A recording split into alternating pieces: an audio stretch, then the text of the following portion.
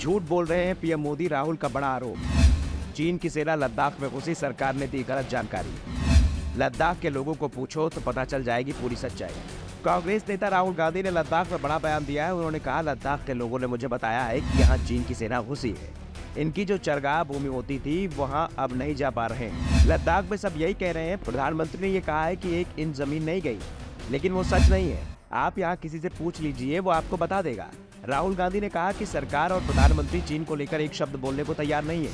वो ये मानने को तैयार नहीं है कि चीन ने हमारी जमीन को दबा लिया है, लेकिन ये सच्चाई है कि चीन भारत की जमीन पर बैठा हुआ है। राहुल गांधी ने कहा कि प्रधानमंत्री नरेंद्र मोदी की बात सच नहीं है। प्रधानमंत्री नरेंद्र मोदी समेत गृह मंत्री अमित शाह और रक्षा मंत्री राजनाथ सिंह कई बार सार्वजनिक मंच से देश को भरोसा दिला चुके हैं कि देश की सरहद हमारे सुरक्षा बलों के साथ सुरक्षित है और कोई भी हमारे देश की एक इंच जमीन पर भी कब्जा नहीं कर सकता।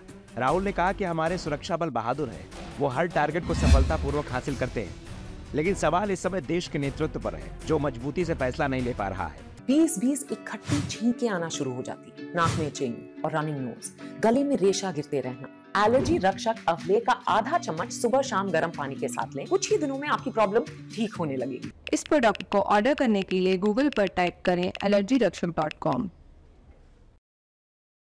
या कॉल करें 8400500589 पर। लद्दाख को लेकर राहुल गांधी पहले भी दावा कर चुके हैं कि केंद्र सरकार यहाँ को लेकर बहुत कुछ छिपाने की कोशिश कर रही है।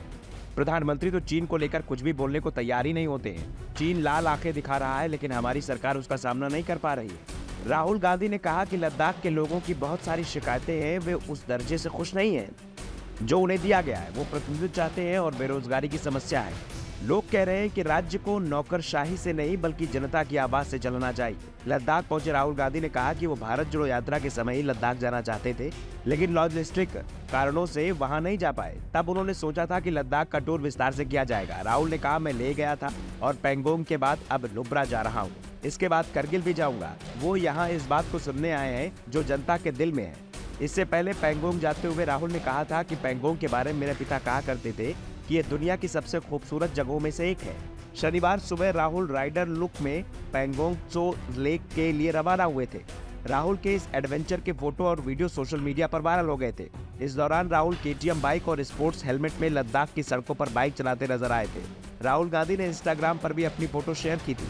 राहुल गांधी के निशाने पर केंद्र की मोदी सरकार लगातार बनी हुई है। लद्दाख में राहुल गांधी ने केंद्र और RSS पर निशाना साधते हुए यहाँ तक कह दिया था कि केंद्र की मोदी सरकार कोई भी फैसला संघ की सहमति के बिना नहीं ले पाती।